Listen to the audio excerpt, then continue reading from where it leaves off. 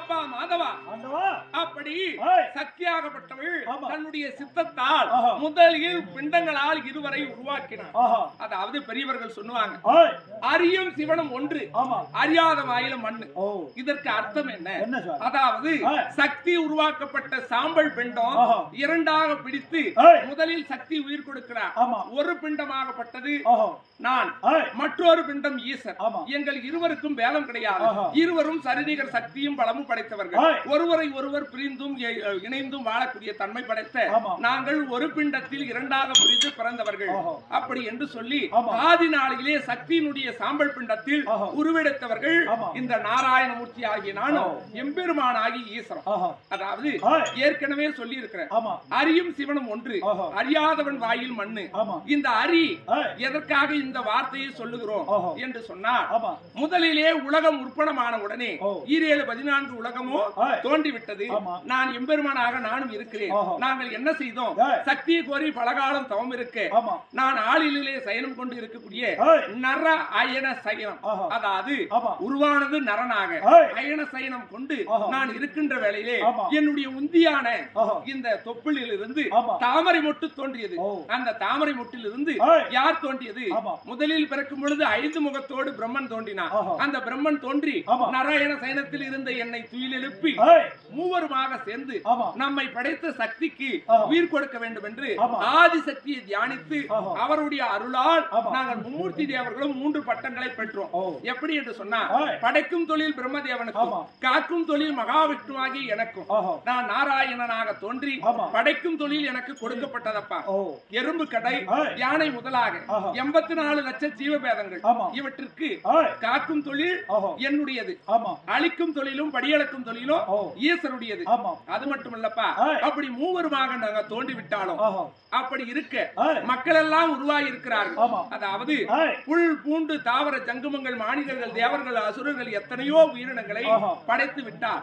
இவற்றிற்கு மானிடர்களுக்கு உணவு வேண்டும், அவர்களுக்கு ஒரு முக்கியமான மூல பதார்த்தத்தை கொடுக்க வேண்டும் என்று நாங்கள் என்ன செய்தோம்? ஈஸ்வராகிய நானும் எம்பெருமானும் இருவருமாக இணைந்து எந்த உணவை உண்டாக்கினோம்? அரிசி என்று சொல்லக்கூடிய உணவு பண்டத்தை உருவாக்கிறோம். அதுதான் அரி. சி என்பது சிவபெருமானுடைய வார்த்தையும் அரி என்பது என்னுடைய வார்த்தையும் இணைந்து மக்களுக்கு உருவாக்கின பண்டம் அரிசி. அரிசிக்கு மேலாக இருப்பது என்ன? உம்மி. இந்த உம்மி யார்? அதாவது சக்தி. ஏன் நீங்களே சொல்லுவீங்க, வெறும் உம்மிக்கு போய் சக்தி இருக்குதா, சக்தியை போய் உம்மின்னு சொல்றீங்களே, அப்ப அரிசிக்கு பலமா உம்மிக்கு பலமா அப்படின்னு கேட்கலாம். உம்மிக்கு தான் பலம். எப்படின்னு கேட்டா, ஒரு நெல் இருக்கிறது, அந்த நெல்லை அப்படியே எடுத்து நிலத்திலே நீர் ஊற்றி விரைத்ததை உண்டான ஒரு முளைத்து விடும். அதே நெல்லை அந்த உமியை மட்டும் எடுத்துட்டு அந்த அரிசி தண்ணியில் போட்டோ இல்ல மண்ணில் போட்டு வச்சா முளைக்குமா? முளைக்காது. இந்த ஈஸ்வரும் அந்த மகாவிஷ்ணுவாகிய நானும் ஈஸ்வரும் இயங்க வேண்டுமானால் எங்கள் இருவருக்கும் நேரடியான சக்திகள் கிடையாது. என்னத்தான் நாங்கள் பலத்திலும் சக்தியிலும் மிகுந்தவர்களாக இருந்தாலும் எங்களை காக்கக்கூடியவள் உம்மியாக இருக்கக்கூடிய சக்தி. அதனால்தான் அவளுக்கு உம்மியவள் அப்படி என்ப பேர் தான் உமையவள் என்று மாறியது. அந்த உமையவள் தான் ஈஸ்வருடைய மனைவி பார்வதி. என்ன பேரு? உம்மி அவள். இருவரையும் காக்கக்கூடிய உம்மி கேடயமாக இருந்து பிறப்பதற்கு மூலாதாரமாக உயிர் உண்ணுவதற்கு காரணமாக இருந்த இந்த உணவை உண்டாக்கிய சக்தி உம்மியவளான உமையவள். அவர்களுக்கு பலத்திலே இருக்கக்கூடியவர்கள் அரியாயினா சிவபெருமானாகியவர். நாங்கள் உருவாக்கியதுதான் அரிசி. அந்த உணவு இல்லனா மக்கள் பசியால் வாடி வருவார்கள். அப்படி ஒரே சாம்பல் பிண்டத்தில் அரியும் சிவனமாக தோன்றி நாங்கள் உலக மக்களுக்கு இந்த உணவையும் கொடுத்து நான் காக்கும் கடவுளாக இருந்து வருகிறேன். யாரை காக்கிறேன்? யாரை அழிக்கிறேன்? அதாவது நல்லவர்களை காத்து தீயவர்களை அழிப்பது என்னுடைய தொழில். அமரர்களை காக்க வேண்டும், அசுரர்களை அழிக்க வேண்டும். உனக்கு ஒரு சந்தேகம் இருக்கலாம், ஏன் நீ அமரர்களை மட்டும் காக்கிற, அசுரர்களை அழிக்கிறாய் என்ற காரணம் உனக்கு தோன்றி இருக்கும். என் மகனாகிய பிரம்மதேவன், ஏன் என்று சொன்னால் உந்தியில் பிறந்ததால் அவன் எனக்கு மகன் பிரம்மதேவன். அவன் என்ன செய்தான்? பிறக்கும் பொழுது இருந்த 5 முகத்தின் காரணமாக 5வது முகம் கழுதை முகம். அந்த கழுதை முகத்தின் காரணமாக என்ன செய்தான்?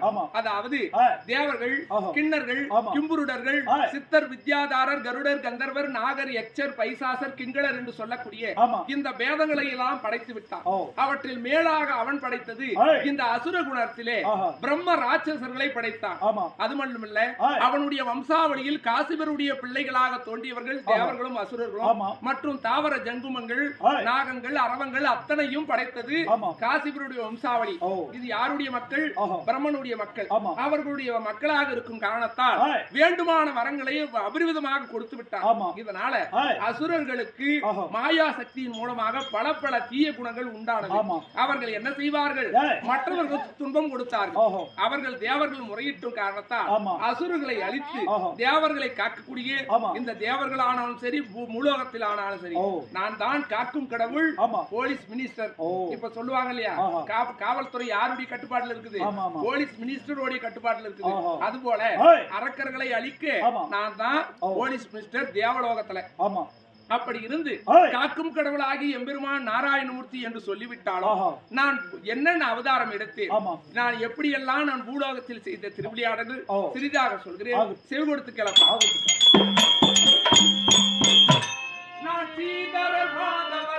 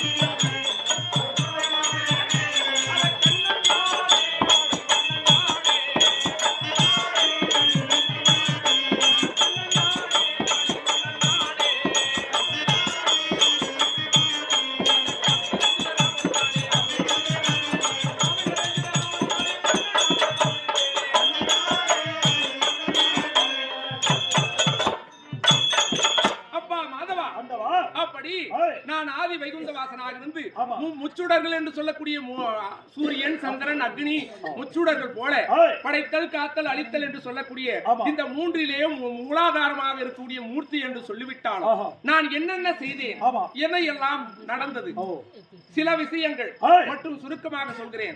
எனக்கு எப்பொழுதுமே 10 அவதாரன் என்ற பெயர் உண்டப்பா. அப்படி இந்த 10 அவதாரங்களையும் நான் எப்படி எடுத்து எப்படியெல்லாம் என்னுடைய திருவிளையாடல்களை என்னுடைய லீலைகளை எப்படி செய்திருக்கிறேன். அதாவது ஆதி நாளையிலே என்ன நடந்தது தெரியுமா? அதாவது சோமுகாசுரன் என்ற அரக்கன், அந்த அரக்கனாகப்பட்டவன் என்ன செய்திருந்தான்? பிரம்மதேவனிடத்தில் கொடுக்கப்பட்டிருந்தது 4 வேதங்கள், ரிக் யஜுர் சாமம் அதர்வணம் என்று சொல்லக்கூடிய இந்த 4 வேதங்கள் மிகவும் மூலாதாரமானது. அனைத்து சக்திகளும் அடக்கம் செய்யக்கூடிய வேதமானது பிரம்மனிடத்திலே இருந்தது. மகனாகி பிரம்மதேவன் அதர்வண வேதத்தை பாராயணம் செய்தான். அதர்வண வேதம் என்பது தீய துஷ்ட மந்திரங்கள் நிறைந்தது. அதாவது தேவர்களையும் அடக்கலாம், மூவர்களையும் அடக்கலாம், மானிடர்களையும் அடக்கலாம். அப்படிப்பட்ட அதர்வண வேதம் சூட்சுமமானது. அதை பாராயணம் செய்ய வேண்டாம் என்று சொல்ல, ஆனால் கேளாத பிரம்மன் அதனை பாராயணம் செய்ய இதனால் உருவாக்கப்பட்டவர்கள் சோமுகாசுரர்கள். அப்படிப்பட்ட அந்த சோமுகாசுரன் என்ன செய்தான்? அவர் கையில் இருந்த அந்த 4 வேதத்தையும் களவாடி எங்கு போய் அமர்ந்திருந்தான்? கடலிலே போய் ஒளிந்து விட்டான். எங்கும் கண்டறியாதபடி கடலிலே ஒளிந்தான். அந்த சோமுகாசுரனை மடிக்க நான் என்னவாக உருவெடுத்தேன்? சேல்கண்டை என்று சொல்லக்கூடிய மச்சம் என்றால் மீனை குறிக்கூடியது. அந்த மச்சமாகிய சேல்கண்டை உருவெடுத்து அந்த சோமுகாசுரனை கொன்று அங்கிருந்த வேதத்தை கொண்டு வந்து மீண்டும் பிரம்மன் கையில் கொடுத்தேன். இது என்ன அவதாரம்? முதல் அவதாரம் மச்சம், நீரிலே மட்டும் வாழக்கூடிய உயிரினம். அடுத்து கூர்ம அவதாரம். அதாவது கூர்மம் என்றால் என்ன தெரியுமா? ஆமையை கூர்மம் என்று சொல்வார்கள். அந்த கூர்ம அவதாரம் எதுக்கு எடுத்தேன்? ஆதி நாளையிலே தேவர்களும் அசுரர்களும் தேவர்களுக்கு பசிப்பிணி மூப்பு என்று சொல்லக்கூடியவை எல்லாம் அணுகிவிட அவர்களுக்கு இந்த பசிப்பிணி வராமல் மூப்பு இல்லாமல் இருக்க வேண்டுமானா தேவமிர்தத்தை உண்ண வேண்டும் என்று சொல்லி தேவர்களும் அசுரருமாக மந்திரமணியை மத்தாகவும் வாசி நாகத்தை கயிறாகவும் கொண்டு திருப்பார் கடலை பாண்டமாக கொண்டு கடைக்கூடிய தருவார். அந்த மந்திரமலையாகப்பட்டது திசை மாறி தடுமாறி சாயக்கூடிய நேரம் அப்படி மந்திரமலை சாய்ந்தால் அமிர்தம் கிடைக்காது. இதனால் என்ன செய்தேன், ஆமை என்று சொல்லக்கூடிய கூர்மவதாரம் எடுத்து அந்த எண்ணமலை மந்திரமலையை தூக்கி நிறுத்தினேன். அவர்கள் கடைந்தார்கள், அமிர்தம் உண்டானது. அதனை தேவர்களுக்கு கொடுத்தேன், அசுரருக்கு கொடுக்காமல் தடுத்தேன். இது இரண்டாவது அவதாரம், கூர்ம அவதாரம். அடுத்து வராக அவதாரம். அதாவது என்னுடைய காவலாளிகளாக இருந்த ஜெய விஜயர்கள் என்ன செய்தார்கள், பிரம்மனுடைய குமாரர்களாக இருக்கக்கூடிய சனகாதி முனிவர்கள் சாபத்தால் அவர்கள் முப்பிறவிகள் என்னை எதிர்க்கக்கூடிய எதிராளிகளாக பிறக்கார்கள். அப்படி பிறக்கக்கூடிய தருவாயில அவர் என்ன செய்திருக்கிறார், இரண்யன் இரண்யாக்குதன் என்று சொல்லக்கூடிய இரண்டு அசுரர்களாக பிறக்க அதில் இரண்யாக்குதனை கொல்ல பன்றி என்று சொல்லக்கூடிய வெள்ளை பன்றி, கருப்பு பன்றி இருக்குது, வெள்ளை பன்றி இருக்குது. நான் வெள்ளை கூர்ம பன்றி அவதாரம் எடுத்து அந்த இரண்யாக்குதன் கட்டியிருந்தான் நரக்கிளை கோட்டை, அதாவது மலம் பீன்னு சொல்லுவோம். அப்படிப்பட்ட மலத்தால் கோட்டை கட்டி அதனுள்ளே இருந்தான். என்ன செய்து வைத்திருந்தான், பூமாதேவியை பாயாக சுருட்டி அந்த நரக்கிளி கோட்டைக்குள்ளே ஒளி வைத்திருந்தான். அதனை அழிக்க வேண்டும், அந்த பூமாதேவியை காக்க வேண்டும் என்று சொல்லி நான் பன்றியாக உருவெடுத்து அந்த பூமி தாயை காத்து இரண்யாக்குதனை கொன்றேன். அடுத்து அவனுடைய அண்ணனாக இருக்கக்கூடிய இரண்யன் என்ன செய்தான், தம்பியை கொன்ற கோபத்தா எத்தனையோ அட்டுல்யங்கள் செய்தான். என் பக்தனாகிய பிரகல்நாதனுக்கு அருள் காட்சி தர வேண்டும் என்று இரண்யனாக நர சிங்க வடிவெடுத்தேன். நரன் பாதி சிங்கம் பாதி. தலையாகப்பட்டது சிங்கம், உடலானது நர உருவம். இரண்டும் எடுத்து இரண்யனுடைய உடல் கிழித்து என் பக்தனாகி பிரகலாதனுக்கு அருள் காட்சினேன். மச்ச அவதாரன், கூர்ம அவதாரன், வராகன், நரசிம்மன். அடுத்து எடுத்தது வாமன அவதாரம். என்ன வாமனம், குள்ள பிராமணன் வடிவெடுத்தேன். யார் தெரியுமா, அதாவது மாபலி சக்கரவர்த்தி மதம் கொண்டிருந்தான், தானே சிறந்தவன் தானம் கொடுப்பதில்லை என்று சொல்லி மாபலி சக்கரவர்த்தி தான் என்ற கர்வத்தை ஒழிக்க நான் என்ன செய்தேன், குள்ள பிராமண வடிவெடுத்து 3 அடி மண்ணை தானம் கேட்டேன். இந்த மண்ணை ஓரடியாகவும் விண்ணை ஓரடியாகவும் 3வது அடிக்கு மண் இல்லாமல் இடமிடாமல் தவிக்க அவன் தலை மீது மிதித்து அவனை பாதாளம் அனுப்பினேன். அடுத்து என்ன அவதாரம் எடுத்திருக்கிறேன், அடுத்து பரசுராம அவதாரம். அதாவது என் தாயாக இருக்கக்கூடிய ரேணுகாம்பாளுக்கும் ஜமதத்தி முகுனியருக்கும் தந்தை சொல் மிக்க மந்திரம் இல்லை, தாயை சிறந்த கோயிலும் இல்லை என்ற தத்துவத்தை உணர்த்த பரசுராமனாக அவதாரம் எடுத்து தாயினுடைய சிரமறுத்து தந்தை சொல்ல கேட்டு தாயினுடைய சிரமறுத்தேன். தாயானவள் சோரமொழி இருந்தால் இந்த தந்தை சொல்ல அதன் பிறகான கொய்தேன். ஆனால் மீண்டும் தாயாருக்கு உயிர் கொடுத்து தலைமாறி அம்மனாக உருவெட்டு. அது பரசுராம அவதாரம். அடுத்து எடுத்தது ராம அவதாரம். இதுவரை எடுத்த அவதாரங்களை விட இது முக்கியமான அவதாரம். ஒருவனுக்கு ஒருத்தி, ஒரு இல் என்றால் வீடு, ஒரு சொல், ஒரு வில். ராமாயணம் கதை இந்த 3 வார்த்தையே முடிஞ்சிருச்சு. அதாவது ஒரு இல்ல என்றால் ஒருவனுக்கு ஒருத்தி என்ற இல்லறத்தோடு வாழ்வதுதான் நியாயம். அப்படி வாழக்கூடிய கதை தான் ராமாயண கதை. அதுதான் ஒரு இல். அடுத்து ஒரு சொல், தாயான கைகேயி அம்மா தசரத சக்கரவர்த்திக்கு மகனாக பிறந்த கோசலை, சுமத்ரை, கைகேயி என்று சொல்லக்கூடிய 3 தாய்கள். என்னை பெற்றெடுத்த தாய் கோசலை, ஆனால் கைகேயி வளர்ப்பு தாய். அப்படி இருக்க கைகேயி சொன்ன வார்த்தைக்காக ஒரு சொல், நீ காடாள்க, மகனாகிய பரதன் நாடாள்க, நீ போகை என்று சொன்ன ஒரே வார்த்தைக்காக நான் கானகம் சென்றேன். அது ஒரு சொல். எப்படி ஒரு இல், ஒரு சொல். அடுத்து ஒரு வில். அந்த ஒரு வில்லான ராமர் கையில் இருக்கக்கூடிய கோதண்டத்தால் என்ன செய்தேன், ராவண சம்ஹாரத்தை முடித்தேன். அப்படி 10 தலை ராவனுடைய பதைக்கு அவன் உயிரை கொன்று அந்த வில்லால் அந்த கதையை முடித்தேன். இது நான் எடுத்த ராமவதாரம். அடுத்து நான் மிகவும் முக்கியமாக எடுத்தது இந்த மகாபாரதம்.